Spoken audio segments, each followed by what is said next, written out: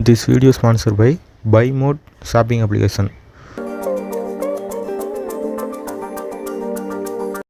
Washington என்ற பெயரில் இருந்த காரணத்தால் இந்த நகரத்தின் முந்திய பெயரான கொலம்பியா மாவட்டம், அதாவது டிஸ்ட்ரிக்ட் ஆஃப் கொலம்பியா என்பதன் சுருக்க வடிவமான டிசி என்பதனை முன்னிணைத்து அழைக்கப்பட்டதே வாஷிங்டன் டிசி.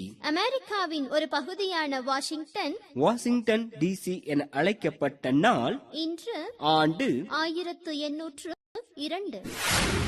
பிரான்ஸ் நாட்டின் படைத்தலைவராகவும் அரசியல் தலைவராகவும் இருந்தவர். இத்தாலியின் மன்னன், சுவிஸ் கூட்டமைப்பின் இணைப்பாளர், பிரான்ஸ் நாட்டின் அரசனான முதலாம் நெப்போலியன் போனபர்ட் 1812 பிரான்சின் ரஷ்ய ஆக்கிரமிப்பில் தோல்வியை சந்தித்ததால் நெப்போலியனை பதவியிலிருந்து இறக்கி எல்பா தீவுக்கு நாடு கடத்திய நாள் என்று ஆண்டு 1814.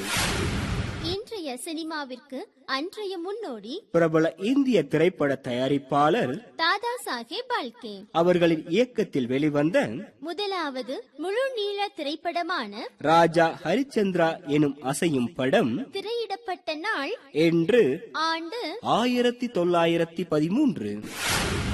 எதிரொலி கேட்டான் வானொலி படைத்தான் என்பதற்கேற்ப பிபிசி தமிழோசை வானொலி சேவை தொடங்கப்பட்ட நாள் இன்று ஆண்டு 1941. தமிழகத்தின் குறிப்பிடத்தக்க எழுத்தாளர்களுள் ஒருவர். தனது தனிப்பட்ட கற்பனையால் வாசகர்களை கவர்ந்தவர். சிறுகதைகள், புதினங்கள், நாடகங்கள், அறிவியல் நூல்கள், கவிதைகள், கட்டுரைகள், திரைப்பட வசனங்கள், தொலைக்காட்சி நாடகங்கள் என பல துறைகளில் முத்திரை பதித்தவர். இவரின் இயற்பெயர் ரங்கராஜன். இவருடைய இடது ஓரத்தில் சிறுகதை 1962 ரங்கராஜன் எனும் பெயரில் வெளியான போது பிரபல எழுத்தாளர் ரா கி ரங்கராஜனின் பெயரும் இவரின் பெயரும் குழப்பத்தை ஏற்படுத்தியதால் தன் மனைவி பெயரான சுஜாதா என்பதை தன் புனை பெயராக வைத்துக் கொண்டார். எழுத்தாளர் சுஜாதா பிறந்த நாள் என்று ஆண்டு 1935.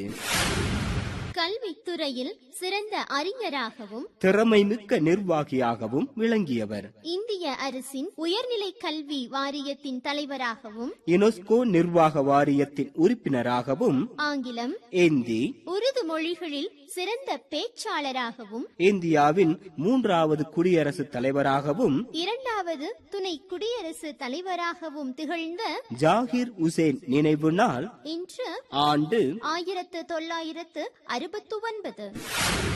சுதந்திரம் நமது தாரக மந்திரம். உரிமைகள் நமது உடன் பிறப்புகள் என்ற வகையில் பேச்சுரிமை, எழுத்துரிமைகளின் சுதந்திரத்தை போன்று பத்திரிகைக்கும் சுதந்திரம் உண்டு என்பதை பரப்பும் நோக்கில் மனித உரிமைகள் சாசனம் பகுதி 79 இடம்பெற்றுள்ள பேச்சுரிமைக்கான சுதந்திரத்தை உலக நாடுகளின் அரசுகளுக்கு நினைவூட்ட ஐக்கிய நாடுகள் அவையில் சிறப்பு நாள் பிரகடனப்படுத்தப்பட்டது. அன்று உலக பத்திரிகை சுதந்திர நாள் இன்று ஆண்டு 1993. This video is sponsored by BuyMode shopping application.